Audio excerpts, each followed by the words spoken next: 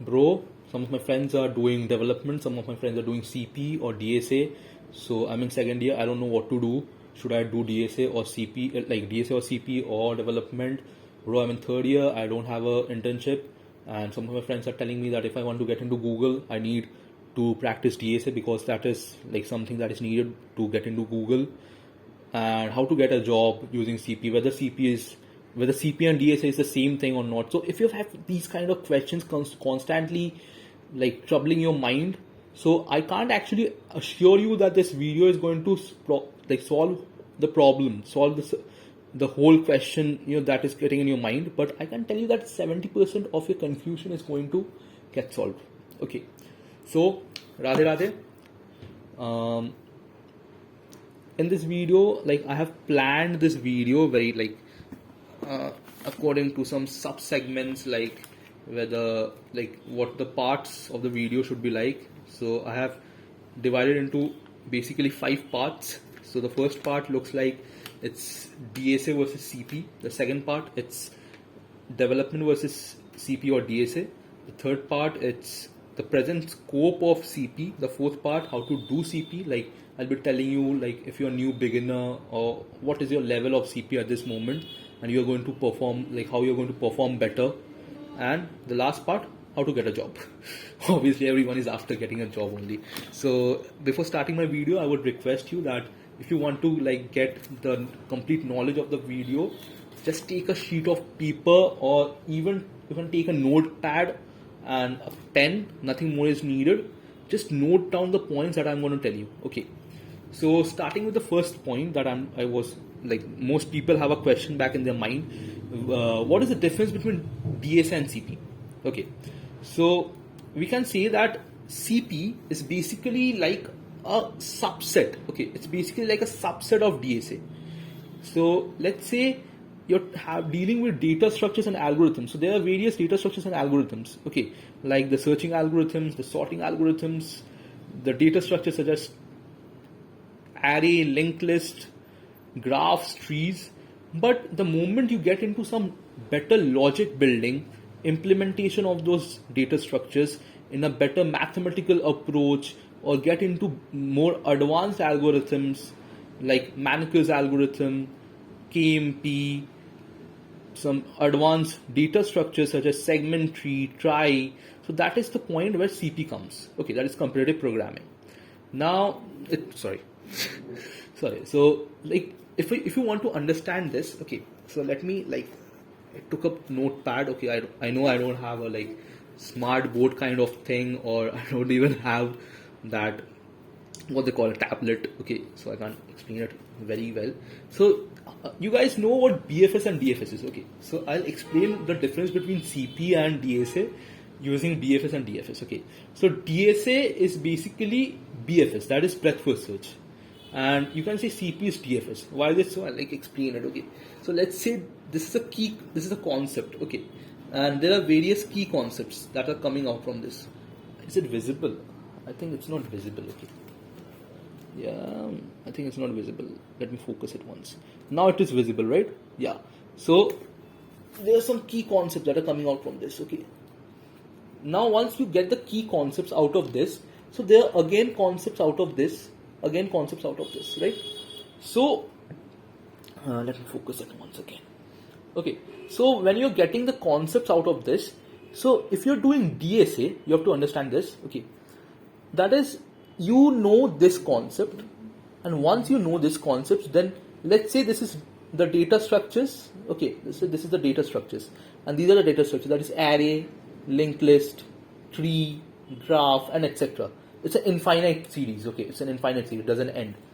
And for this array thing, there comes implementation of array, logic of array, implementation of linked list. This under implementation of array comes the searching algorithms, the sorting algorithms. Okay, so I'm like, my pen also gave up. Okay, my pen is also like, bro, I'm not gonna walk today. So wait, oh okay, it's working. Oh no, it's working. It's not working. So anyways, so I can like explain it without the pen also. So basically, whenever like you're having this kind of thing, so if you're doing DSA, so you can basically do this. then you can know what array is, what linked list is, what this is, and you can go on till that. Okay, I'm keeping it over here. You can go on till here. Then you know that what are the key concepts related to that. So what you do, you will basically just go at a level wise concept for DSA. Okay, but when you're doing CP, let me refocus it to myself. So when you're doing CP, it's not like this. Okay, it's basically like you have to go till the depth of this concept. You have to go till the depth of this concept, till the depth of this concept. Okay, otherwise you can't do CP. So it doesn't matter whether in CP, it doesn't matter whether you know every concept that exists. Okay, in DSA you need to know every concept that exists. Like, it's not like necessary. Obviously there are infinite number of concepts, but the basic concepts you know that this exists. Maybe it may happen that you know there's a data structure called tree, but you don't know how to implement it. But in CP, if you know what is tree, you have to know like how to implement it, how to do like insertion in a tree, how to do deletions in a heap. Like, it's like that. Okay, I know, I hope you're getting it, right? You're getting it. So basically, now in case you're just a first year student, okay, so this thing is going to get above your mind. So if you're a first year student and you have given your JE, and let's say you're given your JE and you've got into some college, or maybe you have not yet got into any college and you're planning to get a BTech degree in CAC or IT. So I'll explain this. Like, DSA is the board exams and CP is the JE exams. In the board exams, what happens is, so let's say in the board exams, if you are given a topic, so you have to explain that topic in details. Okay, so it's basically like you have a topic, you know the basics of the topic, you know how to describe the key points of the topic, so you'll get a full marks. But in JE, whenever you face a MCQ or a MSQ or a numerical type answer, so it tests into how much depth of the topic you have gone. Okay, into how much depth of that concept you have knowledge about. Okay, let's say you have an organic chemistry question in your board exam, so you know the basics of organic chemistry, you can write it down. Okay, you can manage it.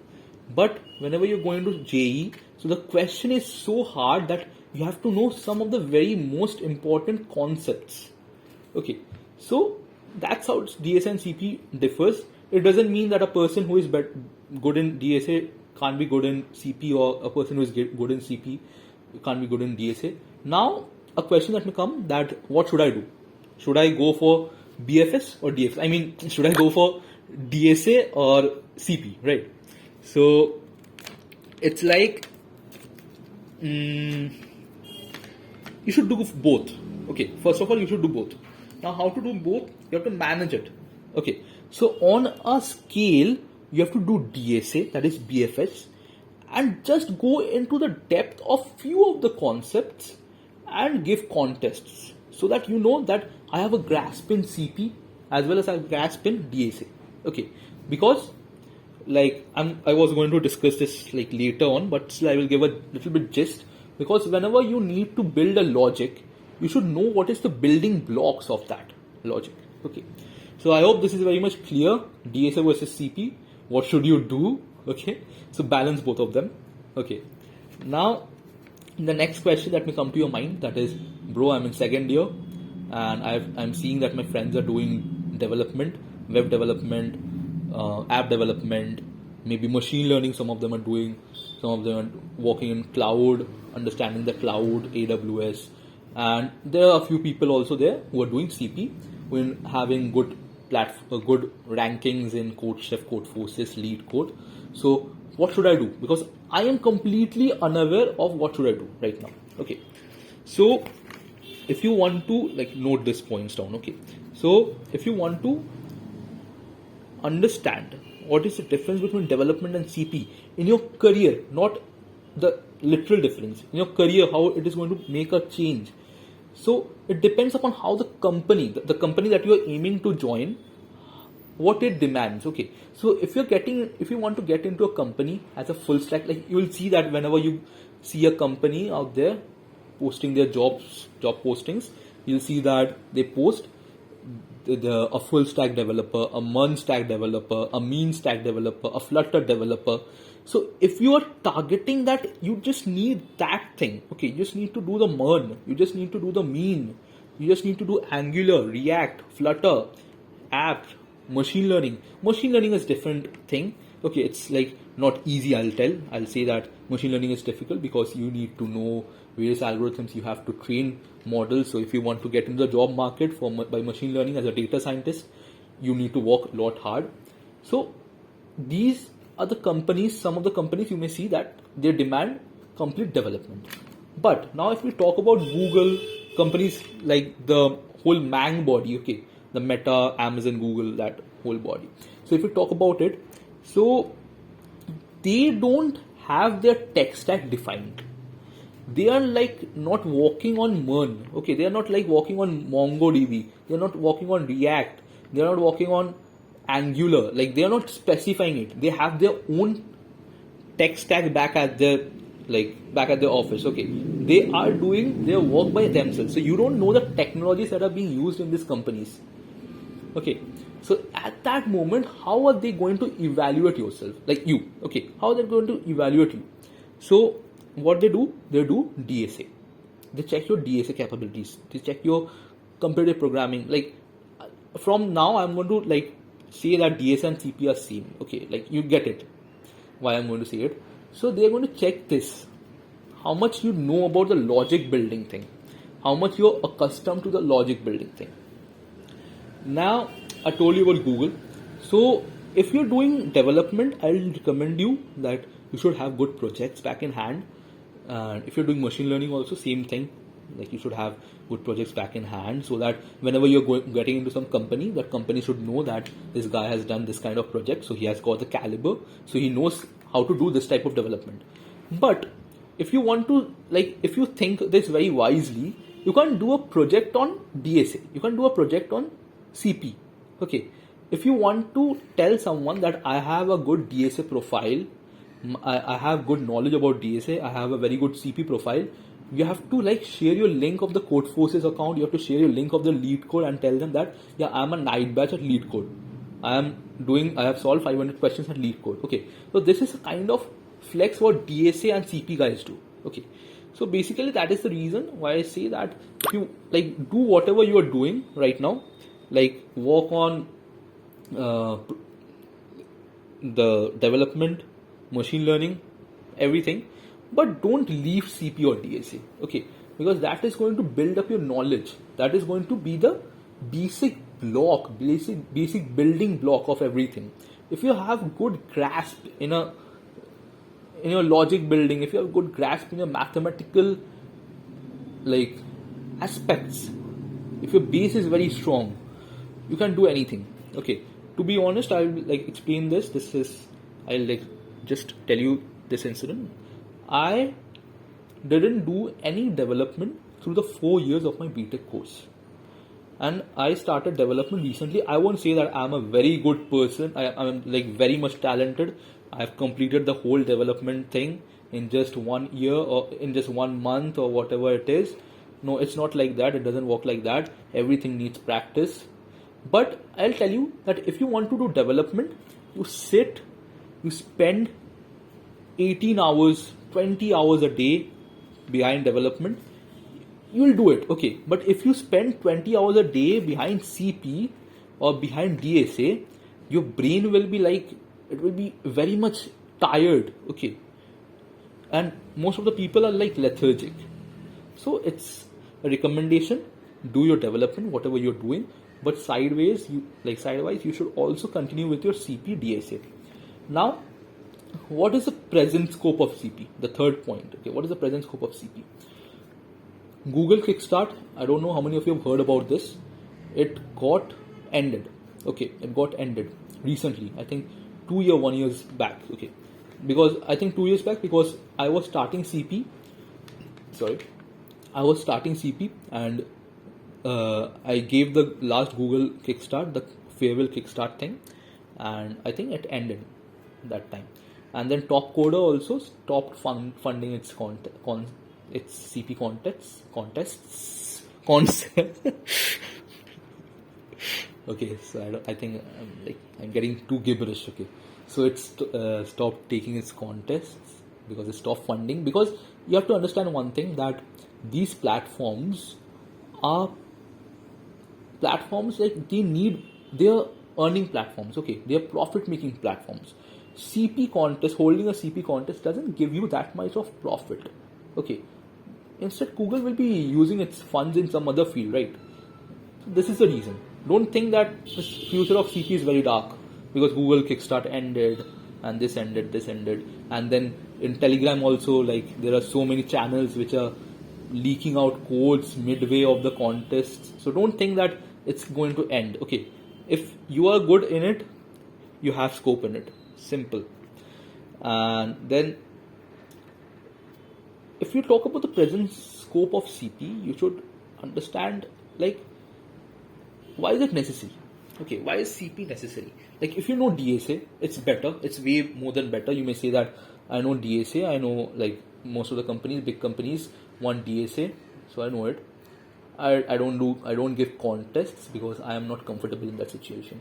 So if you see that most of the companies have their first initial round, it is the coding round. Okay, it is the coding round.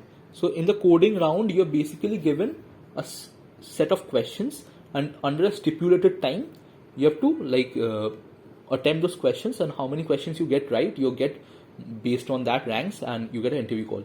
I mean, not right. In CP, there is no right or wrong. There is accepted, wrong answer, and TLE, time limit exceeded. So basically, how many test cases you get accepted, based on that they call you for interview. Okay, then this is one thing. So that whenever you sitting on a CP contest, so you have already got the knowledge that I have to attempt a question like this. I have to attempt a question like this or that or whatever it is. So this is basically what it is. Now, logic building, as I've already mentioned, that it's a very important thing to build your logic. Without knowing the logic, like, you'll see most of the people out there doing development, okay, even HTML, like, this is a very interesting scenario. Okay, so even I did this when I was using HTML. So I saw somewhere that if you press the exclamation mark and press enter, so basically there's a boilerplate and the whole code gets written automatically. Then this happened that in one of the exams, so I had to write down the codes, and I was completely out of my mind. Okay, so like, what to do? So basically, don't just blindly do something. Okay, whatever you're doing, get to know the logic behind it. Even if you're doing CP, even if you're going to do DSA, don't just blindly copy. Don't just blindly do Chat GPT, or don't just blindly copy. Just work on your logic. So what happens is, maybe it may happen that at the beginning you're not very much good in something, but slowly when you're practicing it day by day, you'll get better at it. Okay, so now, so that's the present scope of CP. That is very much essential in the IT industry also. Problem solving. The next point, how to do CP in 2024. This is a very interesting question. Okay. Now I'll request you, in case you guys have thought that I'm going to put off my. Okay, did you see the name of the company? Okay. You didn't see it. Okay. So basically, if you have the pen paper, just jot down some of those points which I'm going to tell you right now. Okay. So if you want to do CP, so there are various steps of CP. Okay. One, the basic step, that is the beginner friendly step. So what you can do is, if you want to just start CP, you don't have got no idea what CP is. You're in second year, maybe you're in first year, and you want to just start CP. Go on Google, go on Chrome, go on Firefox, whatever browser you're using, open LeetCode and CodeChef and make an account in both of them. Okay, now you may say that there are also other coding platforms like Codeforces, Topcoder, AtCoder, and so on, GFG. So why are we not opening accounts over there also? You can do GFG, okay? I have no Like, I won't tell you that GFG is bad or GFG is too advanced. GFG is beginner friendly. You can do that. But I'll tell you that LeetCode and CodeChef, these two are more than enough for you right now. Why is it so? Because LeetCode, if you see the questions in LeetCode, it is given in the format of functions. And in CodeChef, the questions are given in the format of complete code. So if you're going to choose DSA, let's say you are going to choose C++ as DSA. So if you want to get the knowledge of language in DSA, you need CodeChef. And if you need to know the DSA as logic, as data structures and algorithms, so LeetCode is more than enough. Okay. Sorry. So now once you've created those accounts, just do one thing. Some of the topics that I'm going to tell you, just note it down. Okay. Number 1, array. Number 2, linked list. The searching algorithms and the sorting algorithms. Okay. Just these 4 things. Okay. These 4 things. Go on YouTube, search it. Get the basic knowledge about them. Once you get the basic knowledge about these 4 algorithms, obviously searching is not an algorithm. There are 2 algorithms for searching: binary search, linear search. For sorting, you can go for quick sort, bubble sort, selection sort. Just know them, just know the logic behind it, and just know how to apply sort and search. Oops.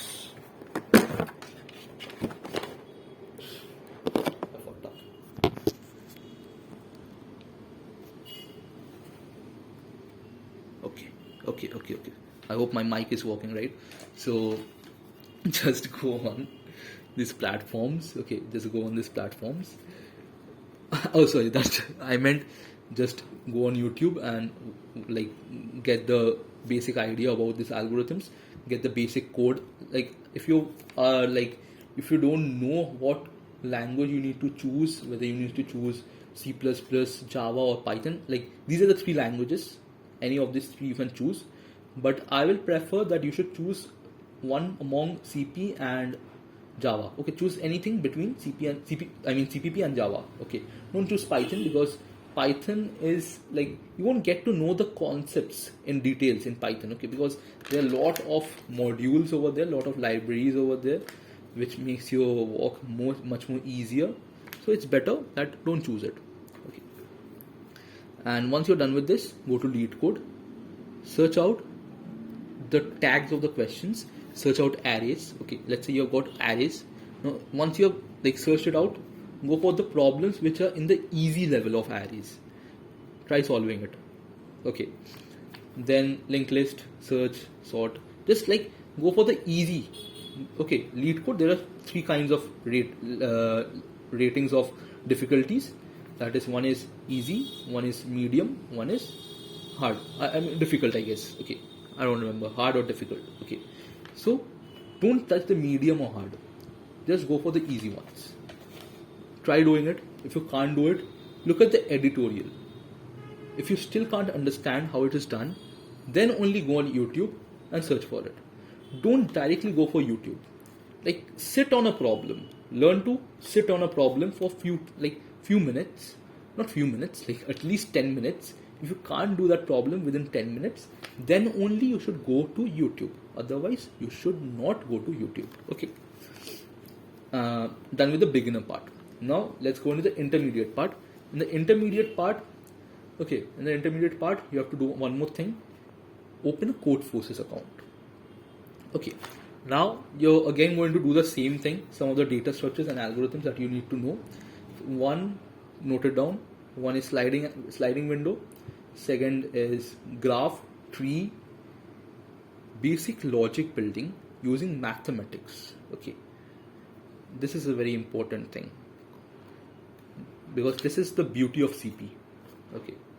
Then go for constructive algorithms, bit manipulation, and there are various. Okay, you can even go for some advanced algorithm. It doesn't matter. Whatever algorithms you're left with, go for it as much as you can. But the ones that I mentioned right now, you need to know them.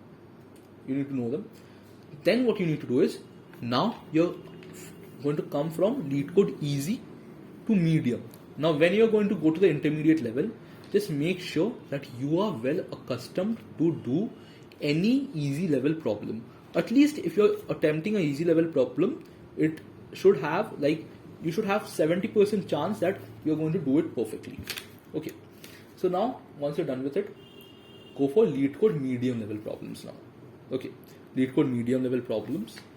Then you have to give some contests. Okay. Now comes a time constraint, that I know how to solve this problem.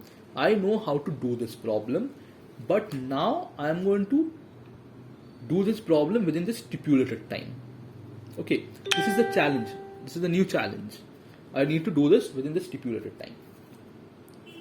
So you're done with this lead code contest. Then give lead code contest. Then you can give CodeChef contests. You can give Codeforces contests. So earlier in the beginner step, what you were doing lead code easy problems and CodeChef easy problems. Okay, CodeChef was optional actually. You could have done it, but I would recommend that you should do CodeChef. CodeChef. You should do CodeChef. And in the intermediate level, go for lead code, CodeChef, and Codeforces. Okay, 3. And you start giving contests. It doesn't matter how good you perform. Your basic approach should be in lead code. I should be able to do at least 2 questions or 4 questions in those weekly contests or bi-weekly contests. In CodeChef, I should be able to do some of the basic questions. Okay. And in the Codeforces contest, I should be able to do the first question or even the first 2 questions if possible. Okay. Once you are done with this, now congrats, you have got the intermediate level. Now you're going to go to the advanced level. Now if you ask me one thing, that in which level I belong to, I would like rate myself as an intermediate coder, not as a advanced or basic coder. I will rate myself as an intermediate coder. So in the advanced, you can go for very much advanced algorithms like KMP. You can use tri-data structures. You can use segment trees. Then Fenwick trees, Mannekes algorithm. Mannekes algorithm, like I'll tell you a story about this. Okay, Mannekes algorithm is based on a very famous lead code problem, which is find the longest palindromic substring. Okay, it does this thing in big O n. That's the beauty of it. So once you're done with this, so like you can now open accounts on AtCoder also. AtCoder is a very advanced like platform for coding, I believe. So if you know that I have got it, now you can open AtCoder. Even I don't have an AtCoder profile at right at now, but I would love to give some AtCoder contest. But since I'm doing like CodeChef, Codeforces, and lead code very much, so I get tired, and during those AtCoder contests, I like to take some rest. So, but if you want to do advanced CP, you can go for it.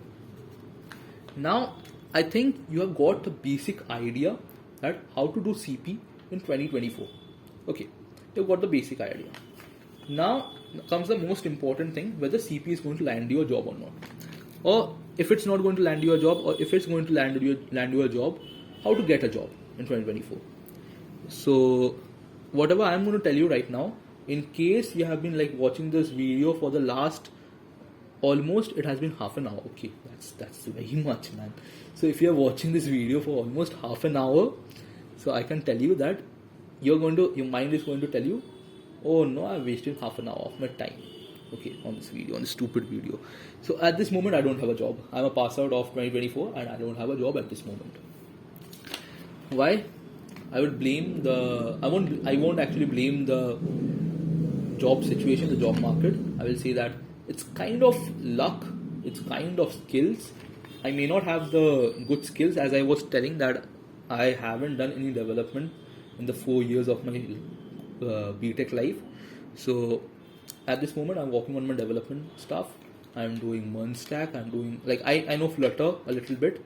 I have done MERN-Stack. I am trying to do some of the machine learnings, like some of the KNN algorithms, SVM and stuff, like training models using scikit-learn, Keras, Pandas. These are Python libraries. So I'm just trying to work on it. So I don't have good projects also. So this may be a reason, but I feel that if you're good in DSA, if you're good in CP, maybe as a fresher you will struggle to get a job.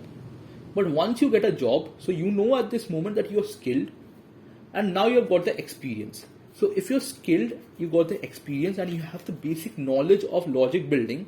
Now you can like apply for various companies. You can even apply for big companies like the Mang or even the Big Four. Okay, so once you're applying for them, you will get experience that how this coding. How they do their recruitment on the basis of coding. So you'll get it. You'll get to know how to code, and if you're preparing for jobs, I'll prefer that as DSA or CP, you should do lead code. You should prioritize lead code over any other platform. If you're just like if your aim is just jobs, but sometimes people may be like that. I have done a lot of lead code. I am like getting too much bored with this lead code stuff. So I want to start something new, something like Code Chef, Code Forces. So just start it. It doesn't matter. You can go advanced. Okay. So just do it. So this is this thing. And how to get a job? Just don't stress about getting a job. Okay. You'll get one. As a fresher, it is difficult. But when you're getting experienced, you will get hired. You can get referrals. You can like work on startups. You'll get huge amount of money if you work on startups. Like they will hire you. As a fresher, it is a little bit difficult. Work on DSA. But the most important thing, don't stress yourself. Don't stress this mind. Okay.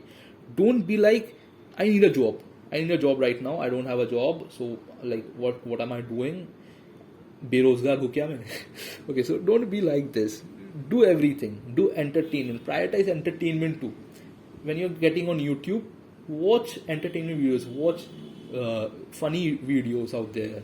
Like I don't know how much big fan of a cartoon you are, so you can watch Peter Griffin. Not my channel, not Peter Griffin Codes. I meant the Family Guy. You can watch Tom and Jerry. The Family Guy is my favorite cartoon at this moment. You can watch movies. You can binge Netflix. You can watch movies like, okay, this is an assignment.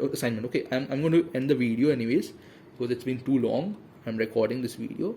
So there's one thing that I will tell you, that watch this movie. This is called The Social Network.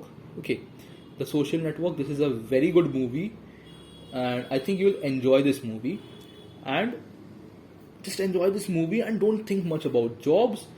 And remember one thing: you should prioritize job satisfaction over job, like whatever finance you're getting. And you should also have a financial planning. But these are not important. Just watch the movie, okay? The movie that I told you, The Social Network. That's it from my side. Thank you.